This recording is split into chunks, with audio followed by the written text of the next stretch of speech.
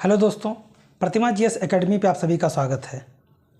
दोस्तों, उत्तर प्रदेश स्पेशल में आज हम चर्चा करेंगे कि आधुनिक भारत इतिहास में कांग्रेस के द्वारा जो किए गए अधिवेशन जो उत्तर प्रदेश में कहाँ पे हुआ और किसके नेतृत्व में हुआ। उत्तर प्रदेश में 1857 के विद्रोह का नेतृत्व किसने कहाँ पे किया। आप लोग लाइक करें, शेयर करें और जिन दोस्तों ने अभी तक हमारे चैनल को सब्सक्राइब नहीं किया है वो सब्सक्राइब कर लें। हमारा वादा है कि पूरा उत्तर प्रदेश स्पेशल कंप्लीट कराऊंगा और उत्तर प्रदेश पीसीएस में 14 मई को आएगा जो एग्ज़ाम, उसमें आए हुए उत्तर प्रदेश के सारे प्रश्न आपके क्लास से होंगे। लाइक करें और शेयर करें। शुरू करते हैं। 1920 में 17 अक्टूबर 1920 में बाबा रामचंद्र के प्रयास से अवध किसान सभा का गठन किया गया था। अवध किसान सभा का गठन किया गया था। 1921-22 में मई में रायबरेली, हरदोई व उसके आसपास क्षेत्रों में एका विद्रोह हुआ। किसानों के द्वारा एका विद्रोह किया गया। मदारी पासी और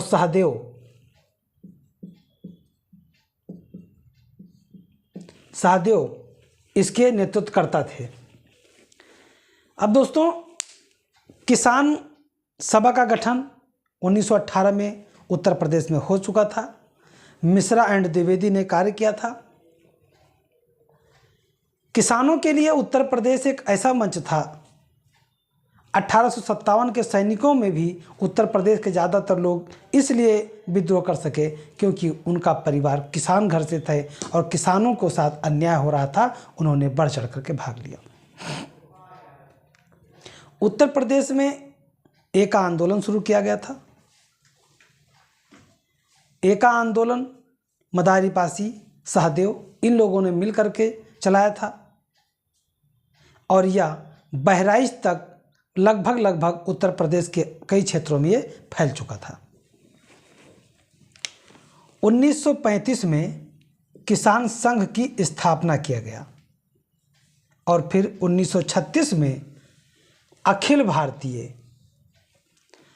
भारतीय किसान सभा का गठन किया गया। लखनऊ में एक अधिवेशन हुआ।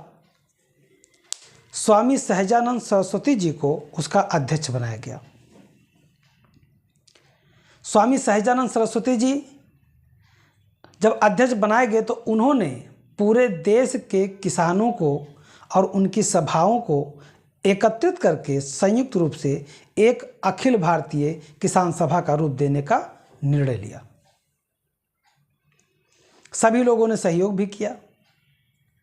भारत के कोने कोने में जो किसान सभा थी उनके नेतृत्वकर्ता ने स्वामी सहजानंद सरस्वती जी के नेतृत्व में, उनकी अध्यक्षता में इस वक्तव्य को स्वीकार भी किया।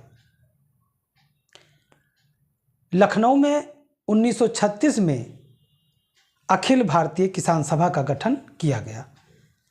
उत्तर प्रदेश का जो लखनऊ स्थान है, कानपुर है, इलाहाबाद है, बनारस है, ये ऐतिहासिक प्लेस के रूप में जाने जाते हैं। 1936 में अखिल भारतीय किसान सभा का गठन किया गया। अध्यक्ष बनाए गए स्वामी सहजानंद सरस्वती जी।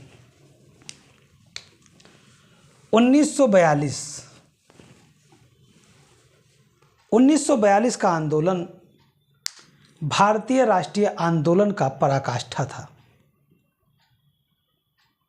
एक तरफ गांधी जी जो 1917 में कहते थे कि मैं सत्य और अहिंसा का पालन करूंगा, हम हिंदुस्तानियों को हिंसक नहीं होने देंगे।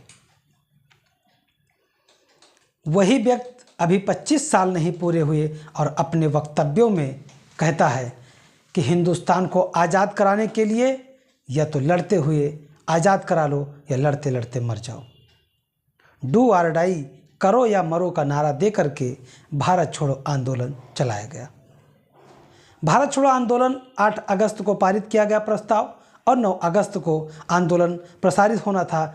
उसी सुबह ऑपरेशन जीरो आवर के तहत सभी प्रमुख नेताओं को गिरफ्तार कर लिया गया। परंतु ये कार्य तो मुंबई में किया गया था, ग्वालियर टेक मैदान में किया गया था। फिर उत्तर प्रदेश में क्या?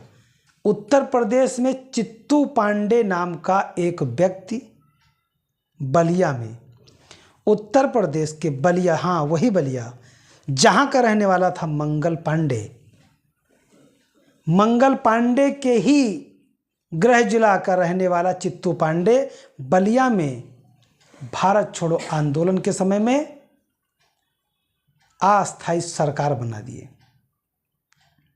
उन्हें कहा हम गुलाम नहीं हैं, चलो हम सरकार बनाते हैं, हम पीएम, तुम सीएम, तुम राष्ट्रपति, तुम सैनिक, तुम सेनाध्यक्ष, सब बना डाले हो।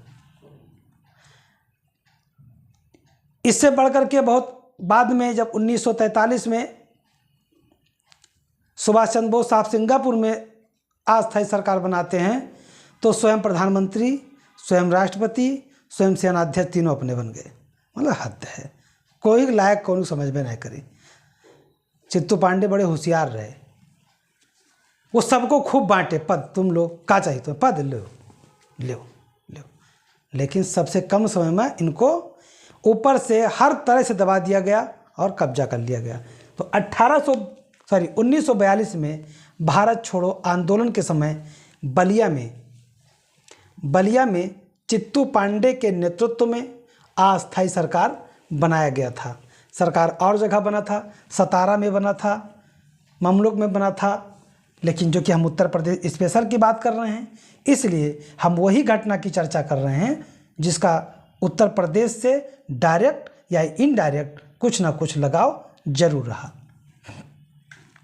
जय हिंद, जय हिंद का नारा तो दिए थे सुभाष चंद्र बोस साहब। जय हिंद का नारा सुभाष चंद्र बोस साहब दिए थे। आपको जान के बड़ी आश्चर्य होगा, हिंदुस्तान का सबसे नॉर्थ ईस्ट का एक राज्य है अरुणाचल प्रदेश, जिसकी राजधानी है ईटानगर। वहाँ जब आप लोग जाएंगे, कभी जाइए, मौका मिले घूमने, तो जैसे हम लोग नमस्कार, अस्सलाम वालेकुम, सत श्री अकाल, राम राम करते हैं, वहाँ लोग अभिवादन में जय हिंद करते हैं। जय हिंद, क्या आनंद है। पूरे देश की एक अगर अभिवादन की प्रथा हो जाए जय हिंद का, तो मुझे नहीं लगता कि हम जापान को पीछे छोड़ देंगे राष्ट्रीयता में। जापान, पूरे विश्व में जापान में राष्ट्रीयता बहुत हावी है। जब 1945 के द्वितीय विश्व युद्ध में हिरोशिमा और नागासाकी पर अमेरिका ने परमाणु बम गिराया था, ध्यान रहे, अमेरिका में ने जो जापान में परमाणु बम गिराया था वो यूरेनियम का नहीं बना था, वो प्लेटोनियम का बना था। एग्जाम में पूछा जाता है, ध्यान रखिएगा।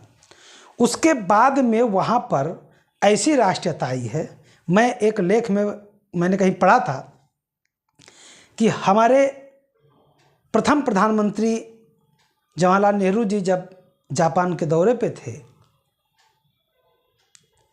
तो उन्होंने एक उसमें किंवदंती भी हो सकता है, मतलब ये घटना कथनीय भी हो सकता है, लेकिन मैंने उसमें पढ़ा कि जब जापान के एक बच्चे से जवाहरलाल नेहरू साहब ने पूछा कि मैं आपके राष्ट्र को गाली दूंगा तो आप क्या करोगे, उस बच्चे ने कहा मैं आपको गाली दूंगा।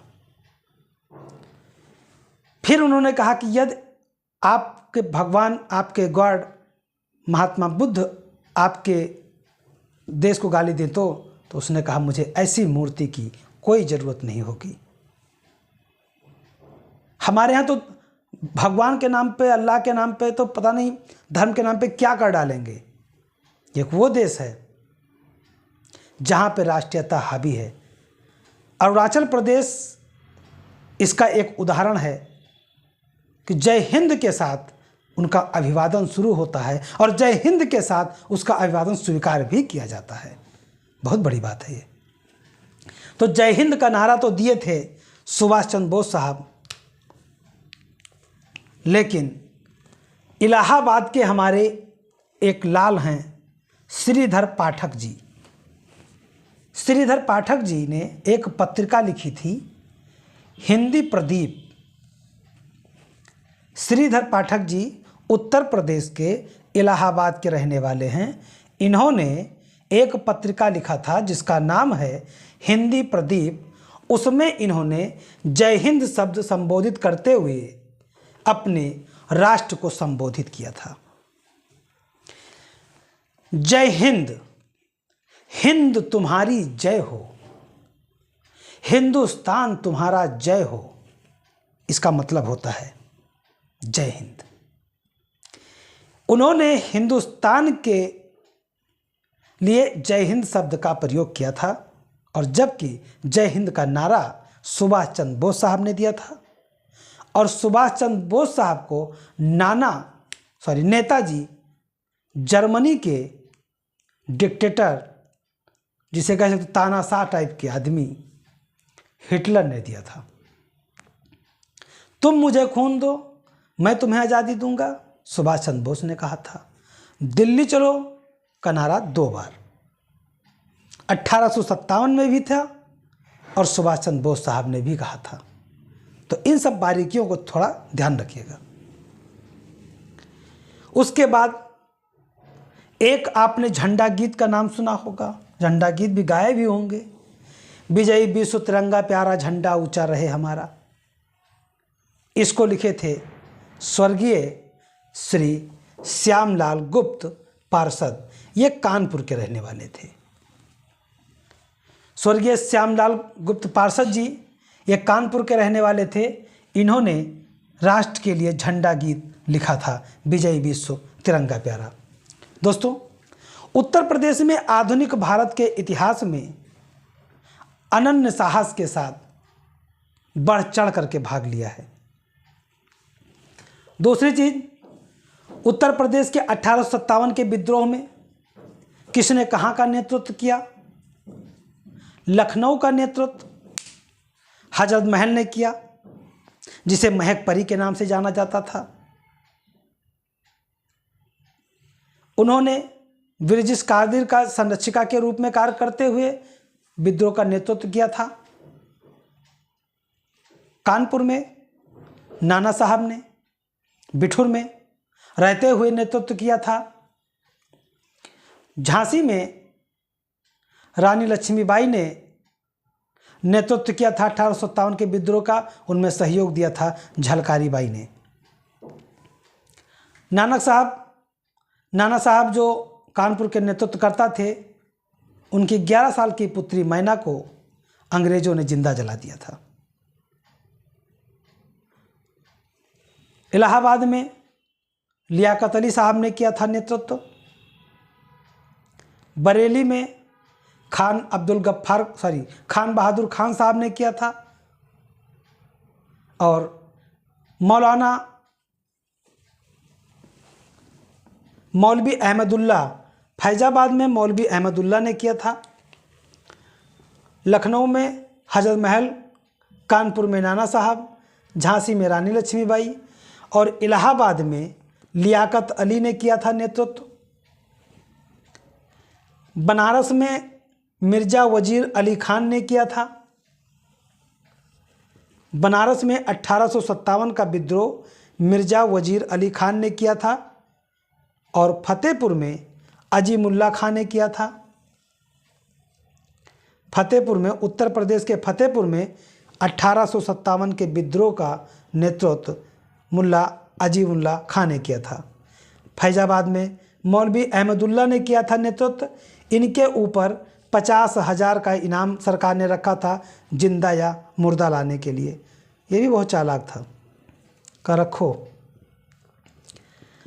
बरेली में खान बहादुर खान ने किया था और दिल्ली में बख्त खां।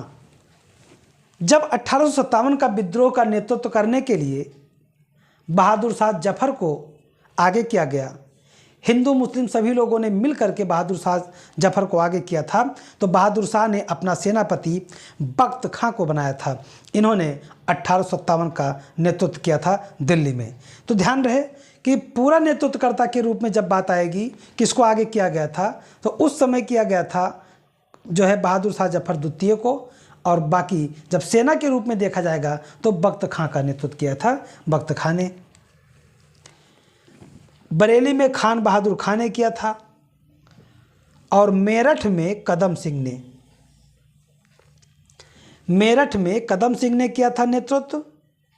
गोरखपुर में किया था गजाधर सिंह ने, मथुरा में देवी सिंह ने, सुल्तानपुर में शहीद हसन ने किया था। तो ध्यान रहे, ये आपको याद मिलाने के लिए दे सकता है।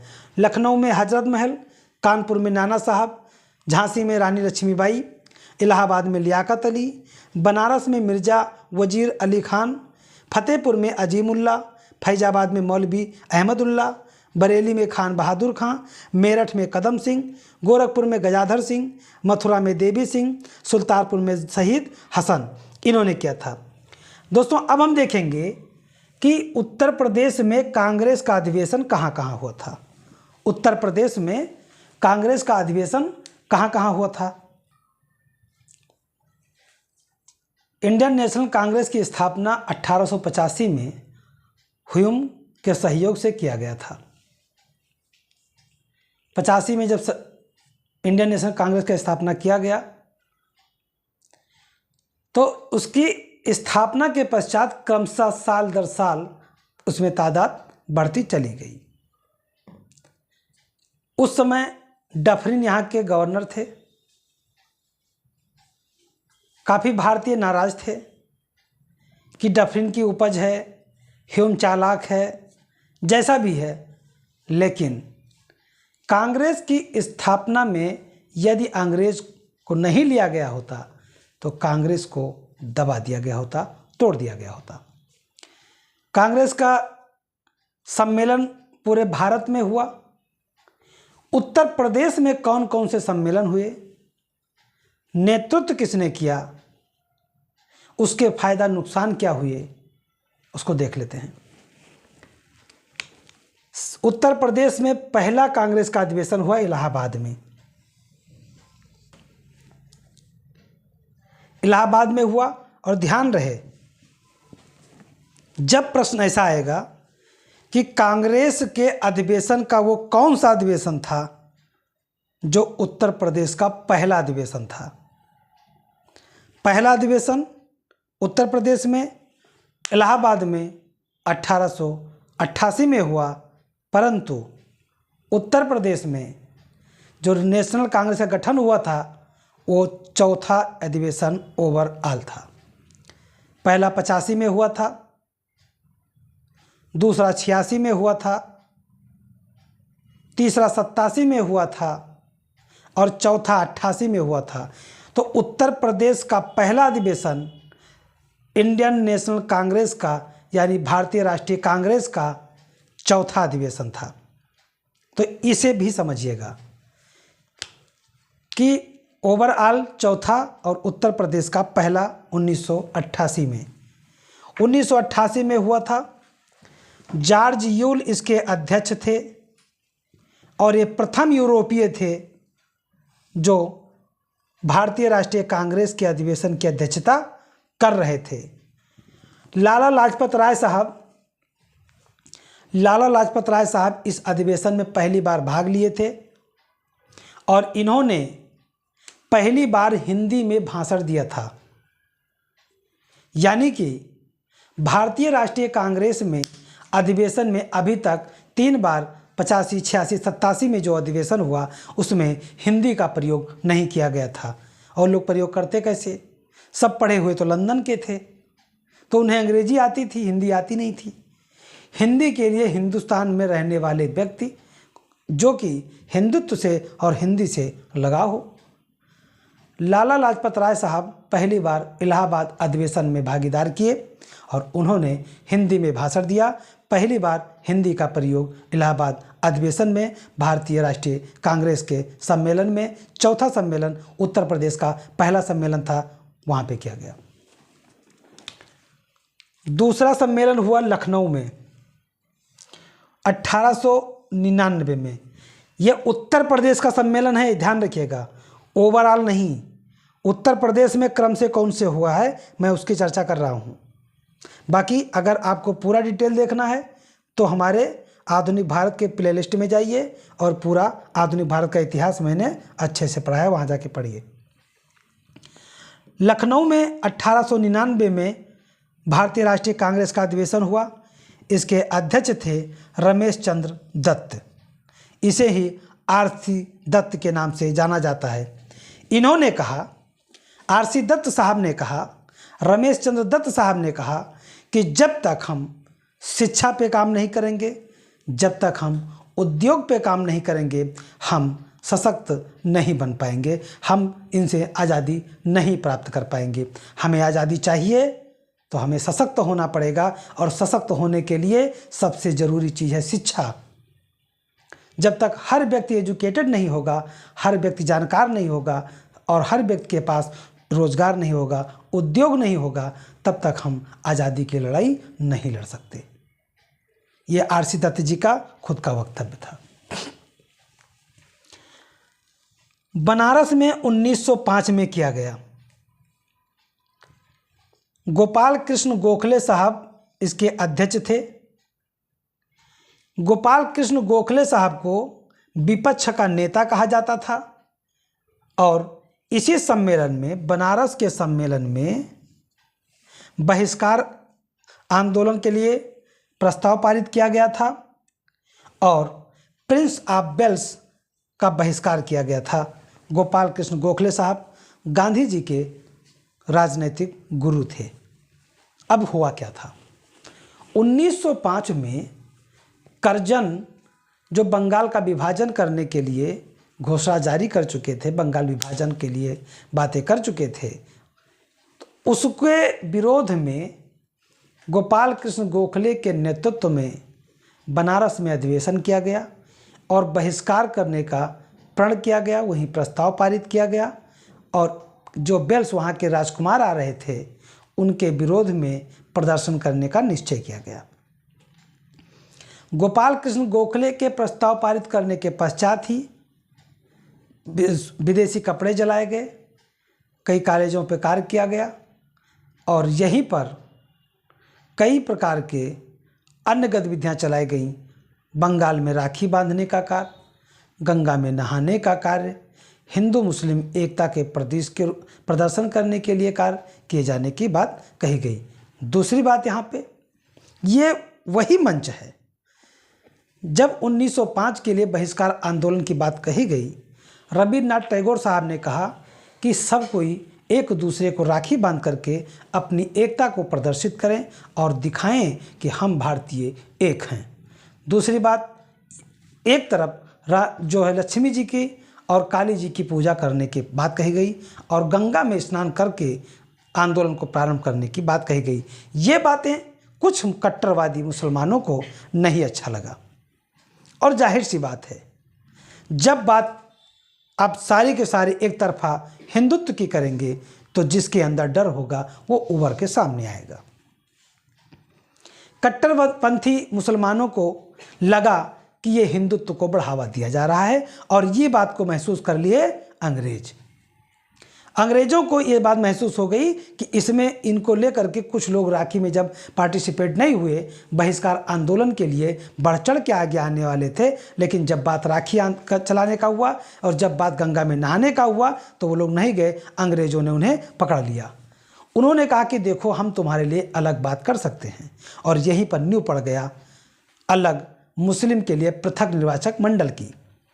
यहीं पर नींव पड़ गया एक अलग लीग जो मुस्लिम लीग की स्थापना का आधार था उसके लिए, और यहीं पर भारत के विभाजन का नींव पड़ गया।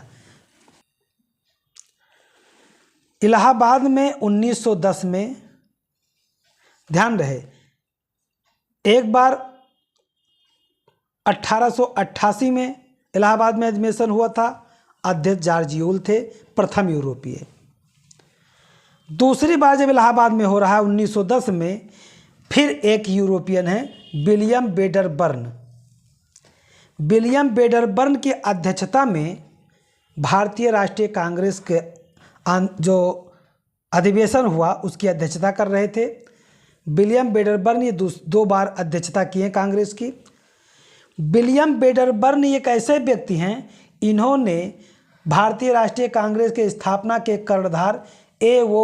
ह्यूम जो इटावा में 1857 के समय वहाँ के कलेक्टर थे, वहाँ से महिला का रूप धर के भागे थे जब 57 का विद्रोह हो रहा था, इन्हीं के दिमाग की उपज था जो भारतीय राष्ट्रीय कांग्रेस। इनकी जीवनी लिखे थे विलियम वेडरबर्न। विलियम वेडरबर्न ने A.O. ह्यूम की जीवनी भी लिखा है और कानपुर का 1910 में कांग्रेस अधिवेशन की अध्यक्षता किए। सॉरी, इलाहाबाद के कानपुर में 1925 में भारतीय राष्ट्रीय कांग्रेस की अध्यक्षता हुआ और अध्यक्षता की सरोजनी नायडू। सरोजनी नायडू की अध्यक्षता में भारतीय राष्ट्रीय कांग्रेस का अधिवेशन हो रहा था। पहली भारतीय महिला हैं, ध्यान रहे, कांग्रेस की प्रथम महिला अध्यक्ष हैं सरोजनी नायडू, जो कि 1917 में बनी थी, और प्रथम भारतीय महिला हैं सरोजनी नायडू जो कानपुर के अधिवेशन 1925 की अध्यक्षता कर रही थी। इन्हीं की अध्यक्षता के समय में हज़रत मुसानी साहब का नाम इनका हज़रत मोहानी ने पूर्ण स्वराज्य के लिए प्रस्ताव पेश किया।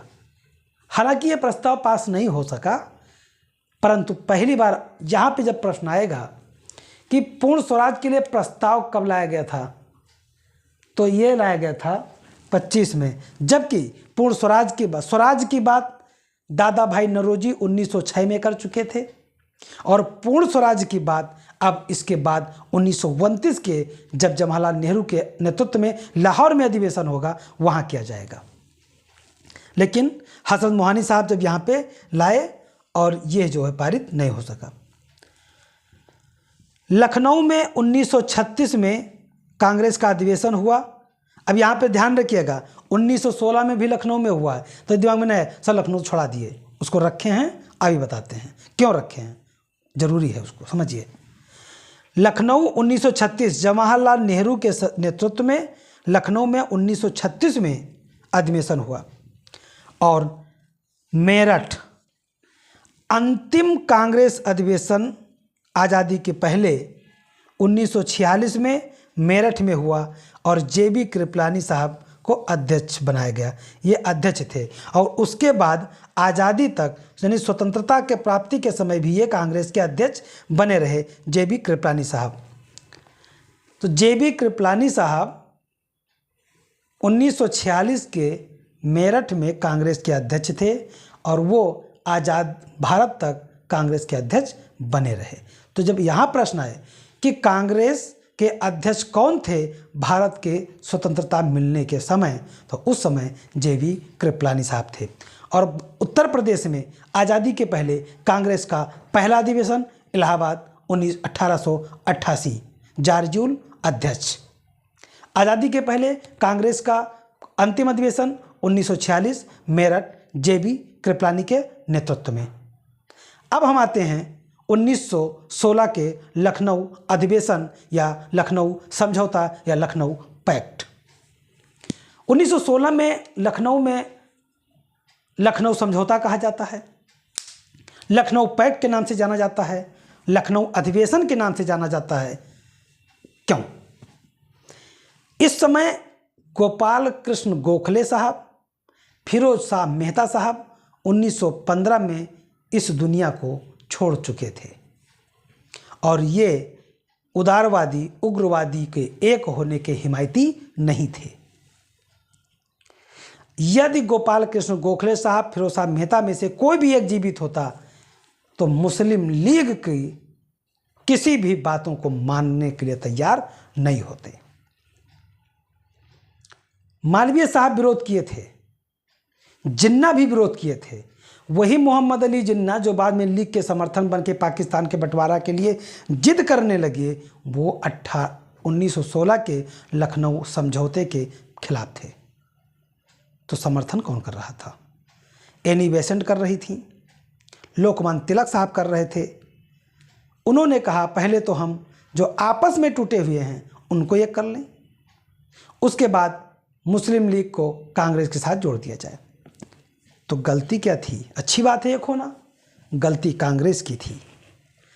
कांग्रेस ने मुस्लिम लीग के 1909 में अंग्रेजों के द्वारा दिया गया पृथक निर्वाचन मंडल को स्वीकार कर लिया, यह गलती थी। कहा गया है बर्बाद गुलिस्ता करने को बस एक ही उल्लू काफी है, हर डार पे उल्लू बैठा हो अंजाम गुलिस्ता क्या होगा। पहले तो 1906 में मुस्लिम लीग की जब स्थापना किया गया, उसके नींव रखने के लिए धार्मिक को बढ़ावा दिया गया, कोई बात नहीं, अंग्रेजों की चाल थी। उसके बाद 1909 में अंग्रेजों ने जब 1909 का जो है एक प्रस्ताव आया, 1909 का अधिनियम आया, उसमें जब पृथक निर्वाचन मंडल को स्वीकार किया गया तब कांग्रेस ने विरोध नहीं किया, शांत रहे। दूसरी बात, फिर गलती 1909 में दे दिए तो भी अंग्रेजों की गलती थी, स्वीकार नहीं करना चाहिए था। 1916 में कांग्रेस ने मुस्लिम लीग के पृथक निर्वाचक मंडल को स्वीकार करते हुए पैक्ट किया था, पाकिस्तान की नींव यहीं पड़ चुकी थी। 1916 में लखनऊ पैक्ट, कांग्रेस के अध्यक्ष थे अंबिका चरण मजूमदार साहब, इन्हीं के नेतृत्व में हुआ था। उदारवादी और उग्रवादी दोनों एक हो गए थे, कांग्रेस और मुस्लिम लीग एक हो गए थे, और इसीलिए लखनऊ अधिवेशन को लखनऊ समझौता और लखनऊ पैक्ट के नाम से जाना जाता है। तो दोस्तों, मैं अपने क्लास को पे समाप्त करता हूं। धन्यवाद। जय हिंद, जय भारत।